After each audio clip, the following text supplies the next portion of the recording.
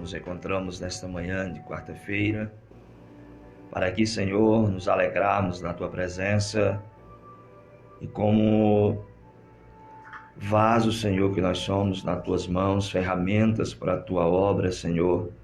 Nós estamos aqui com o intuito de trazer uma parte da Tua palavra que foi revelada, Senhor, para nós, para ministrar, Senhor, aos corações desta manhã de quarta-feira.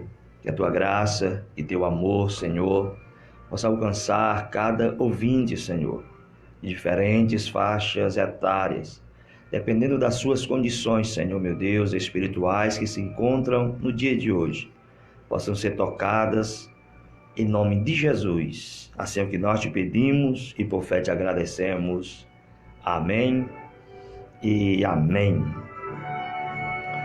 Glória a Jesus. Eu saúdo a todos, meus amados irmãos, com a paz de nosso Senhor e Salvador Jesus Cristo. Que Deus nos abençoe, como sempre eu peço a Deus, uma quarta-feira abençoada, sobre as nossas vidas, sobre a nossa casa, sobre a nossa família, já que o Senhor nos deu aí este dia, mais um dia sobre a face da terra. Eu quero, neste momento, mandar a paz do Senhor para minha esposa, a irmã Vânia, e também ao meu filho Samuel, e claro, também a toda a sua família, a irmã Jordânia, Deusdete, a minha sogra, meu sogro, que Deus abençoe cada um. Eu quero aqui também mandar a paz do Senhor, já foi falado, o presbítero Cesário Martins, sua esposa Rosângela, toda a sua família, ao Francesa, também, que Deus abençoe essa família fortemente. Na verdade, é uma família que faz parte também da minha história aqui na cidade de Pacajus, Congreguei bom tempo ali na Assembleia de Deus Bela Vista, com o irmão Cesário, irmã Rosângela, Francesa, presbítero Cristiano, irmão Antônio, Carlos, Antônio Silva, Sandoval e muitos outros irmãos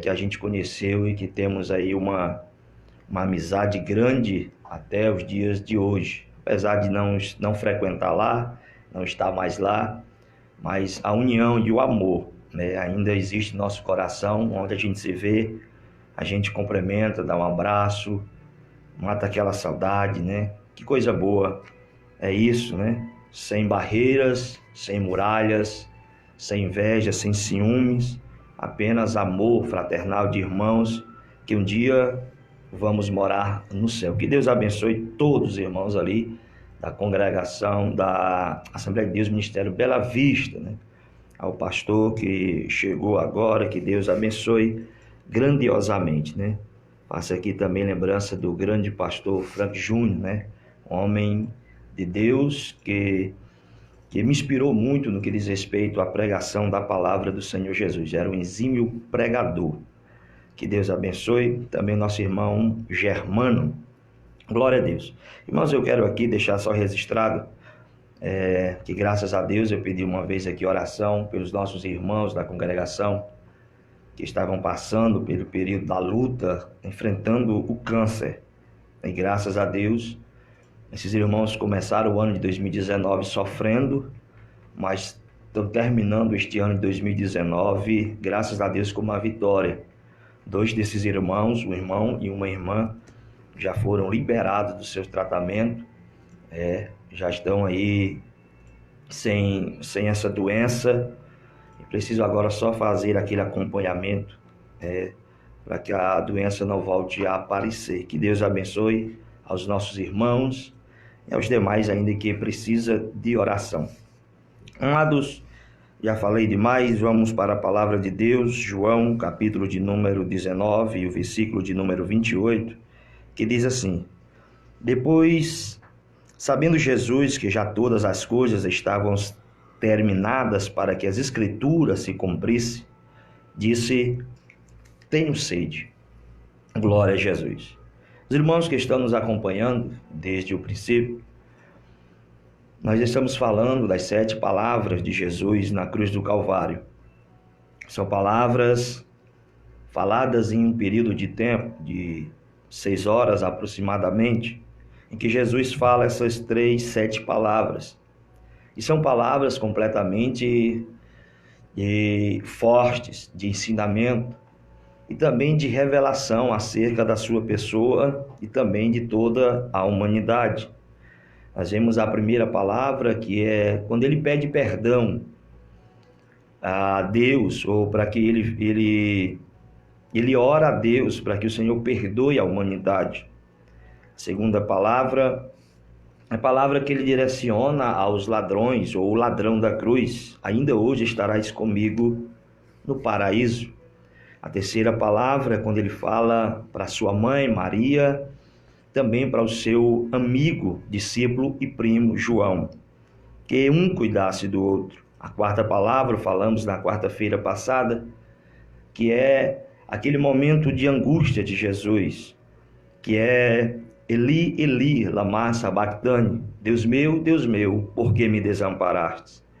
Agora Jesus, depois do período de 3 horas de trevas, de 3 horas sem a presença, sem ouvir a voz de Deus, Jesus agora, ele vai pronunciar a quinta palavra, e essa é muito simples, uma palavra muito pequena. Apenas ele diz: eu tenho sede. Neste momento é interessante a gente observar que na cruz aqui Jesus está revelando, ou em toda a sua vida. A gente falou outra vez que Jesus viveu dentro da palavra. Ele viveu dentro dos princípios daquilo que estava prescrito sobre a sua vida. Ele cumpre cabalmente tudo aquilo que está escrito. E nesta ocasião, também é para se cumprir tudo aquilo que está escrito acerca de Jesus Cristo. Ele foi homem, mas nunca deixou de ser Deus. E sendo homem, como diz o apóstolo Paulo, sendo Deus, ele não teve por usurpação ser igual a Deus. E sendo homem, ele foi a pessoa mais humilde e amorosa. Em alguns momentos, revelando assim, através do Espírito Santo de Deus, revelando a bondade de Deus, revelando o ser poderoso que ele era através das suas palavras, das suas ações, no que diz respeito à ação dele em relação às outras pessoas, através do Espírito Santo. Nós vemos que Jesus, algumas palavras que estavam escritas sobre ele, não podemos discorrer sobre tudo porque é muito, mas nós encontramos, amados, no Isaías capítulo 4, verso 2, dizendo sobre Jesus que ele é o renovo que viria sobre todo Israel e toda a humanidade. No próprio Isaías descreve a profecia acerca de Jesus, dizendo que ele é maravilhoso, conselheiro, Deus forte, Pai da eternidade. E os irmãos conhecem perfeitamente este versículo que fala da grandeza de que é Jesus. Mais adiante a gente vê, ou voltando na verdade, a gente vê que Jesus ele também é conhecido como a semente da mulher. E o próprio Isaías, no capítulo 53, diz que ele é homem de dores. Olha como como as profecias acerca de Jesus. Umas das profecias descrevem Jesus como o renovo, como um maravilhoso conselheiro, Deus forte, Pai da eternidade.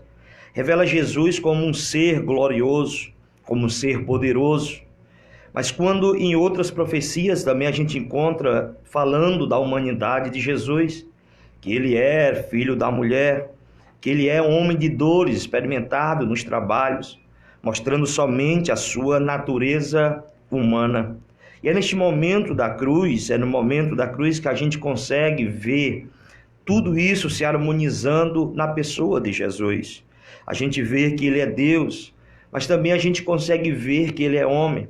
Haja vista, amados, para somente de respeito ao aprendizado nosso, quando o véu do templo ele é rasgado de alto a baixo, é naquele momento que é revelado aquilo que está atrás do véu. No Antigo Testamento, depois do véu, havia a Arca da Aliança, a Arca do Concerto. Quando Jesus Cristo ele morre na cruz do Calvário, aquele véu se rasga. O véu da humanidade de Cristo se rasga e por algum espaço de tempo, as pessoas podem contemplar a glória de Deus que estava atrás do véu. Depois que a carne, depois que o corpo, um físico morre, é revelada a grandeza de Deus. Então, nós encontramos aqui nessa cruz essas duas personalidades, ou as profecias se harmonizando na pessoa de Jesus Cristo. Ele era tanto o Filho de Deus quanto o Filho dos homens. Como assim nós conhecemos nas páginas bíblicas? Nós vemos que ele, sendo como Filho dos homens, ou a sua carne humana, nós vemos que ele ficava cansado, em que ele, muitas vezes, lá em João capítulo 4, descreve que ele estava cansado, ele senta-se à beira de uma fonte de água, de um poço. Ele diz também que ele fica com fome. Então essa é a humanidade de Jesus. Diz também que Jesus ele veio a dormir, ele dormiu. Diz também que ele chorou na ocasião em que Lázaro havia morrido. Ele chega por volta de 4 dias depois. É quando levam ele até o sepulcro, e naquele momento todos os judeus que ali estavam, e a família de Marta e Maria, chorando pelo seu ente querido, seu irmão que havia morrido, Jesus ele chora também. Então nós vemos também que Jesus ele orava diariamente, frequentemente, mostrando a sua humanidade. Nós vemos que Jesus em alguns momentos também ele se alegra. Jesus ele se alegra em ver a fé que há nos corações. Então isso é Jesus, isso é o nosso Deus. Como um Deus, nós vemos também ele agindo, com seu amor divino, como ele andando sobre as águas, apesar de todo esse agir, e através do Espírito Santo de Deus. Nós vemos Jesus tocando nos paralíticos, nós vemos Jesus trazendo palavras de ordem de bênção, nós vemos Jesus ordenando que a morte devolvesse a alma de certas pessoas nas páginas do Novo Testamento. Então Jesus apresenta-se com essas duas características bem peculiar dele mesmo.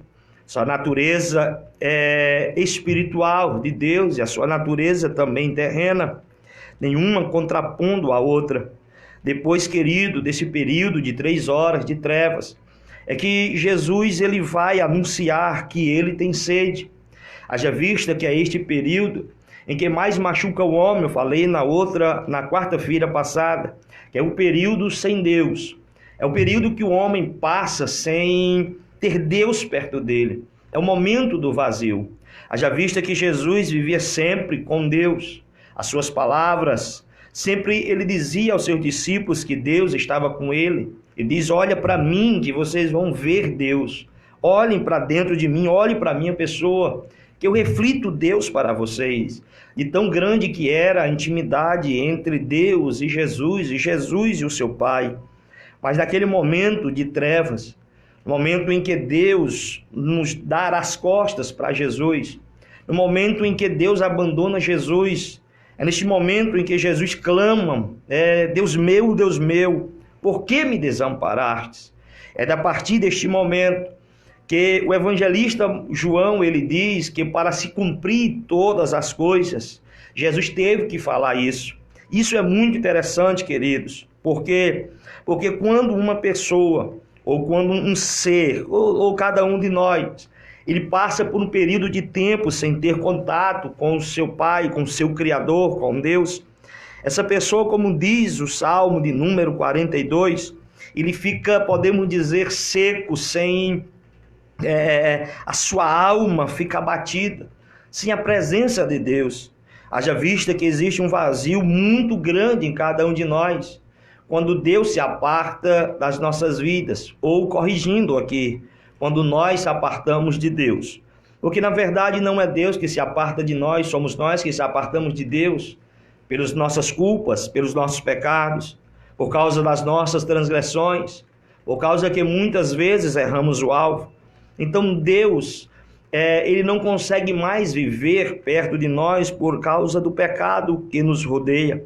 O Salmo 42 diz assim: como servo brama pelas correntes das águas, assim suspira a minha alma por ti, ó Deus. A minha alma tem sede de ti, Deus.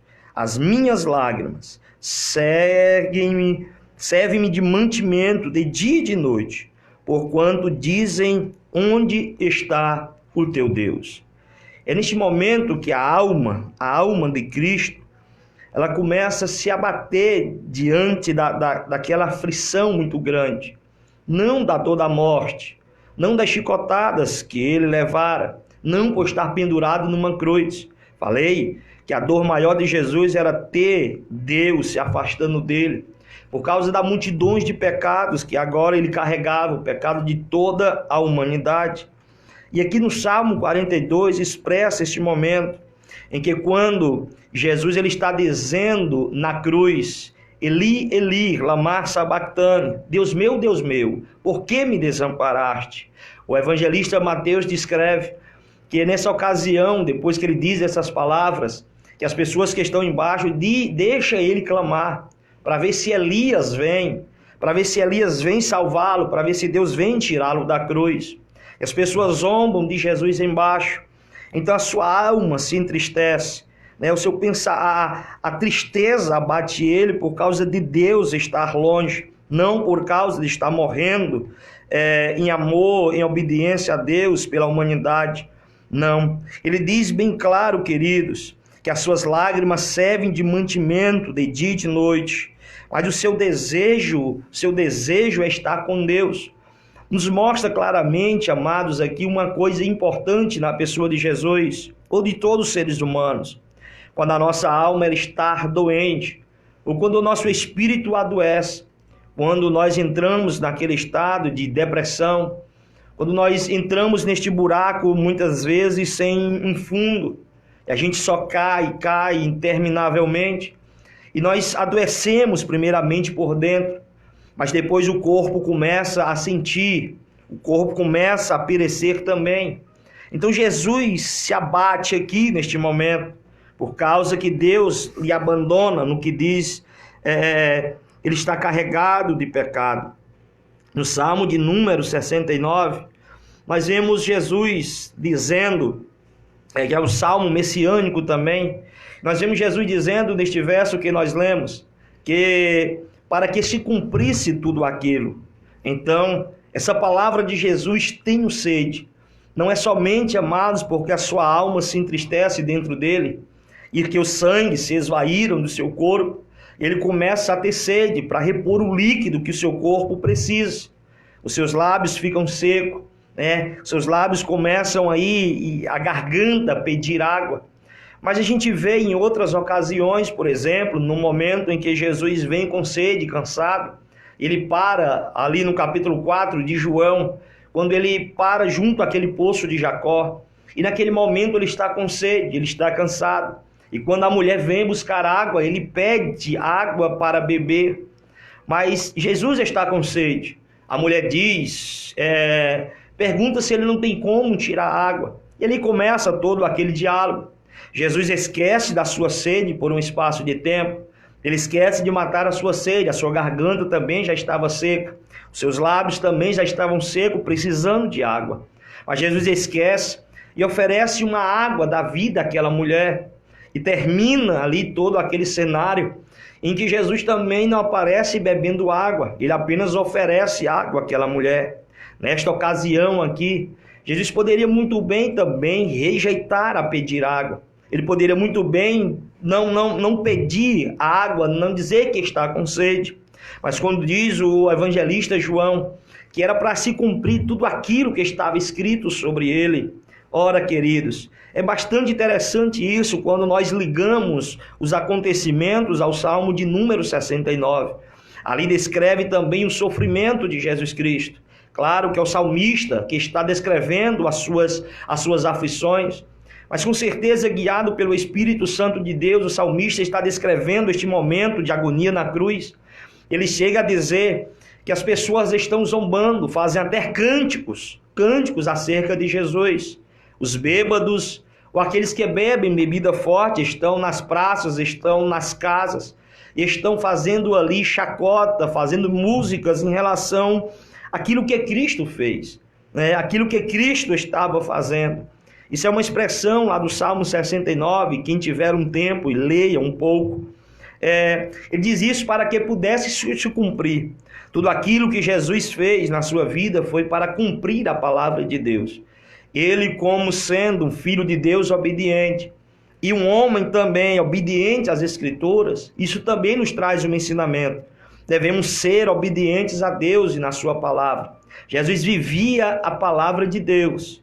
Não dá tempo a gente discorrer nesta manhã, mas que Jesus, tudo que ele fazia era de acordo com a palavra. Ele usou sempre a palavra para se defender. A palavra sempre foi seu baluarte, a sua força, a sua fortaleza, a sua defesa. Então, Jesus tem que cumprir tudo aquilo que está escrito sobre ele mesmo. No verso 4 do Salmo 69, diz que eles o aborreciam sem causa. É exatamente o que Jesus está passando na cruz do Calvário, sendo aborrecido sem causa, passando por todas aquelas aflições sem uma causa justa. Aquilo que Jesus fez, aquilo que fizeram com ele, na verdade, sem causa alguma, somente porque ele pregava a palavra, somente porque ele curava os cegos, somente porque ele ressuscitava os mortos. Sem causa alguma, aborreciam Jesus. No verso 7, ele disse: tornou-se um estranho para os seus irmãos. Na verdade, já havia falado que os seus irmãos não acreditavam em Jesus, se tornou como zombaria dentro de casa. Os seus próprios irmãos não acreditavam em Jesus. Somente depois da morte e ressurreição é que os irmãos de Jesus começaram ali a se aproximar, a acreditar que ele realmente era o Filho de Deus. Vem cá, eu imagino neste momento os próprios irmãos de Jesus dizendo que teve o Filho de Deus morando na mesma casa, trabalhando na carpintaria, ajudando, de manhã, de tarde, de noite, vendo e tendo o Filho de Deus perante eles todos os dias da vida de Jesus, mas não reconheceram. Foi preciso vir a morte, foi preciso vir a ressurreição, para que eles pudessem reconhecer Cristo como um Filho de Deus. Talvez, queridos, assim também a sua vida nesses dias. Jesus se acorda com você, dorme com você, vive com você, traz alimento, traz o sustento para a tua casa, e ainda você não reconheceu que é Jesus quem está fazendo isso, que é Jesus que está provendo todo o mantimento, que é Ele que está trazendo aí a paz e a harmonia dentro de casa. Ora, tenha mais atenção para este assunto acerca de Jesus. Nós vemos, queridos, que as canções, o que estava acontecendo se tornaram canções e zombarias por parte de muitos. Fizeram provérbios em relação aos acontecimentos. Nos dias atuais, a gente vê várias músicas que são feitas acerca deste momento da cruz de Jesus. Mas tudo isso se cumpriram acerca de Jesus. Mas existe uma palavra, existe algo que precisava se cumprir no Salmo de número 69, que era que lhe deram de beber vinagre. Vinagre aqui, como diz a Bíblia de Estudo Pentecostal, quer dizer um vinho estragado. Nos dias atuais é apenas um álcool, que a gente usa nos temperos. Era um vinho estragado. Aparentemente a mesma coisa. Então, Jesus ele tem que cumprir também essa profecia, que no momento da sede que ele estava sentindo, no momento daquela situação que ele estava passando, lhe deram vinagre a beber ao invés de água. É por isso que Jesus, com a sua língua seca, os seus lábios ressecados, o seu corpo pedindo água, Jesus poderia muito bem rejeitar, mas como aquele que durante a história, como nós conhecemos, tornou as águas de Mara doce, fez com que a água saísse da rocha por 2 vezes, e a rocha seguia o povo. Aquele que transformou-se a águas que estavam amargas através do profeta Eliseu, que eram também amargas, contaminadas em águas purificadas. Aquele que ofereceu a água da vida para aquela mulher samaritana. Aquele que transformou a água em vinho. Agora está com sede e lhe pede água. Não poderia Jesus, neste momento, transformar, selhar o seu sangue, as gotas de suor, o vento que estava em sua volta, em água e matar a sua própria sede? Não poderia Jesus, aquele que andou sobre as águas, que multiplicou pães e os peixes, fazer tudo isso? Poderia muito bem, mas em nenhuma das ocasiões, ou somente uma das ocasiões em que Jesus fez milagre, Ele nunca beneficiou a si mesmo com seus milagres. Há quem diga que seja somente um dos milagres de Jesus. É que quando os homens cobram a Jesus o tributo do templo, e nessa ocasião Jesus manda Pedro ir pescar, e não diz se ele pagou ou não, mas somente este milagre, como benefício a Jesus, mas somente pela paga do templo. Há quem diga que seja somente esse, mas em nenhuma outra ocasião a gente vê Jesus fazendo milagre para beneficiar a si mesmo, somente para beneficiar os outros. Jesus muito bem poderia fazer um milagre parecido aqui e saciar a sua sede, mas ele precisaria nos ensinar uma coisa através disso, ou duas coisas na verdade. Primeiro, que nós devemos cumprir a vontade de Deus, e a promessa e as profecias de Deus, as palavras de Deus, elas devem ser cumpridas acerca de nós. Jesus, ele não força isso se cumprir. Jesus, ele dá os primeiros passos para que a palavra de Deus possa se cumprir na sua vida. Na verdade, Jesus está no lugar certo para que tudo aquilo que está escrito sobre si viesse a acontecer. É preciso a gente aprender uma coisa aqui: a gente deve estar no canto certo, no local certo, para que todas, ou na vontade de Deus, para que todas as coisas que já foram faladas ao nosso respeito e que Deus tem preparado para nós venham acontecer. É preciso estarmos na posição certa. Jesus então, ele pede agora água. Na verdade, ele só diz: tenho sede. E é neste momento que, quando ele diz tenho sede, que os soldados a escutam e agora pegam uma esponja, selharam um pano e molham no vinagre e por uma cana, por uma vara, lançam até Jesus para que ele venha beber deste vinagre, beber deste vinho apodrecido. Neste momento, queridos, se cumpre ali as palavras acerca de Jesus Cristo, Salmo 69 e outros salmos que não quero citar nesta manhã, acerca de que lhe deram vinagre a beber ao invés de água. Jesus estar ali confortado porque cumpriu a vontade de Deus. As outras palavras que nós vamos estudar ainda são palavras Jesus entregando seu espírito a Deus e estar consumado, porque ele cumpre toda a vontade de Deus. Tudo aquilo que estava escrito, Jesus cumpre ao pé da letra. E nenhuma das palavras acerca de Jesus, até aquele momento da cruz, caíram por terra. Jesus cumpre cada uma delas, nos ensinando assim também a aprender cabalmente a cumprir as palavras do nosso Deus. Mas é interessante o outro ensinamento que nos dá a respeito aqui. Jesus, estando com sede, ele pede água, mas oferece algo diferente para ele beber, dão ali vinagre para ele, e ele cumpre toda a palavra. A outra coisa importante, amados, é que nesta ocasião, Jesus, como o homem que tem sede, e que não usou aqui os poderes divinos para matar a sua sede, mas cumpriu a palavra de Deus. Aqui Jesus nos ensina uma coisa. Jesus, ele pede água toda, ele diz que está com sede. Aquele que está com sede, com certeza, ele não quer um copo de Coca-Cola. Aquele que está com sede, ele não quer um copo de suco, apesar de temporariamente saciar ali ou molhar a sua garganta. Mas o que mataria realmente a sede de uma pessoa seria a água. Nesta ocasião, não dão água a Jesus para beber. Mostra sim, meus queridos e amados irmãos, uma realidade nua e crua de toda a humanidade. Os homens, em toda a sua vida, sempre sentirão sede, sempre terão vontade de beber. E o que eles querem beber não é Coca-Cola, não é uma garrafa de suco.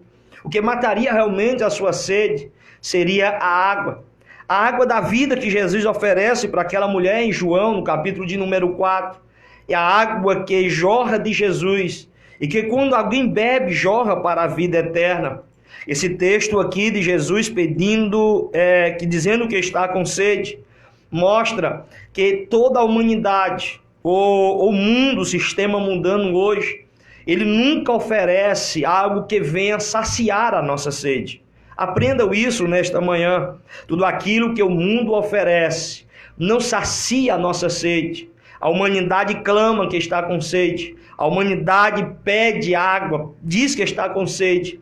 Mas aquilo que o mundo oferece, aquilo que o sistema mundano oferece, nunca vai saciar a nossa sede. Nós encontramos pessoas que são pobres, passam por necessidades, financeiras, e nós vemos que essas pessoas também clamam por sede. Estou com sede. Mas que sede é essa que eles estão clamando? Será que é a sede de pão? Será que é a sede de água desta vida? Não. Estão clamando por uma água da água viva, a água que purifica e que transforma o ser humano. Uma pessoa que tem bastante condições financeiras, que tem conta gorda, que tem carro, que tem mansão, sei lá, que usufrui bem das finanças deste mundo. Essa mesma pessoa, ainda certas vezes dentro da sua casa, ainda clama, tenho sede. Por que isso que essas pessoas, ou que a humanidade, dependendo da sua classe social, das suas condições financeiras, ainda clama dizendo que tem sede? É exatamente o que eu acabo de dizer, queridos. Porque este mundo não pode saciar a nossa sede. O dinheiro não pode saciar a sede que nós sentimos. A fama não pode saciar a sede que nós sentimos. Podemos ser aplaudidos, ovacionados. Podemos ter aí muitas pessoas nos seguindo no Instagram, no Facebook, sei lá, em todas as esferas da tecnologia atual. Ter o nosso nome nas televisões, aparecendo nos programas, sei lá, compondo uma música e estourando. Tudo isso não mata a sede da humanidade. Porque se tirasse a sede da humanidade, as pessoas hoje não morreriam tristes. As pessoas mais ricas hoje não ficariam no seu mundinho fechado. E as pessoas mais pobres também não ficariam decepcionadas com as suas condições de vida em que estão vivendo. Não, saciariam a sua sede, alegrariam-se dependendo das suas condições, porque a sua sede, a sede que eles estavam sentindo foi saciada. A sede da alma, a sede do Espírito, foi matada pela presença do nosso Senhor e Salvador Jesus Cristo. Quando a gente vê alguém reclamando ou murmurando da vida em que vive, que seja ela rica ou pobre, é porque essa pessoa está clamando porque ele está com sede. Mas nesta manhã de quarta-feira, eu te apresento aqui, não aquele que estava pedindo, clamando que estava com sede na cruz do Calvário, porque neste momento ele estava representando toda a humanidade que está com sede. Mas eu te apresento aquele que realmente morreu e ressuscitou, e ele tem todo o poder nos céus e na terra, e ele tem água para matar a nossa sede. Com certeza, se você clamar e dizer que está com sede, ele não vai emudecer a água a um pano ou uma esponja no vinagre e vai colocar na sua boca. O que ele vai te dar é uma água limpa, é uma água clara, uma água que vai saciar realmente a tua sede. Não é uma água imunda, não é uma água suja. Ele vai realmente saciar a tua sede. Se tu, meu querido e amado irmão, se encontra com sede, a tua alma tem sede de algo mais, e você não sabe o que é, esse algo mais que você precisa é Jesus Cristo de Nazaré. Se eu fosse você, eu correria a uma igreja nesta noite. Hoje é quarta-feira, em alguns lugares tem realmente cultos. Se não, você pode procurar a casa de um irmão, a casa de um pastor próximo à sua igreja, seja qual for o ministério, a denominação, procura ele lá e diz: eu estou com sede, eu tenho sede, a minha alma clama por sede, a minha alma tem sede de ti, ó Deus, como diz o salmista acerca de Jesus. A minha alma clama e tem sede de ti, ó Deus. Então chegue para um irmão, sei lá, diga que está com sede, porque ele vai te apresentar aquele que vai saciar a tua sede. É este mesmo que eu estou te oferecendo nesta manhã. Eu não estou aqui te oferecendo um copo de água suja, não estou te oferecendo apenas um copo de água limpa, eu estou te oferecendo a fonte de água cristalina que vai saciar a tua sede para toda a tua vida. Aceita Jesus. Oremos em nome do Senhor Jesus. Deus, neste momento, Senhor, falamos contigo mais uma vez. Eu quero aqui, Senhor, te pedir por cada homem, por cada mulher, por cada jovem, que neste momento o Senhor ouviu a tua palavra e muitos sem a compreenderem direito, mas com certeza existe um vazio dentro deles, ó Pai. Existe, Senhor meu Deus, uma alma que está com sede de Ti, que está dentro dele. E muitas vezes eles não compreendem, Senhor, esse abatimento, essa aflição que eles estão passando, a falta de orientação, de destino, de um alvo. É porque eles estão com sede, Senhor. A sua boca estão com sede, a sua língua, Senhor, está seca, os seus lábios estão rachando, porque a sua alma está com sede dentro deles, eles não sabem reconhecer isso.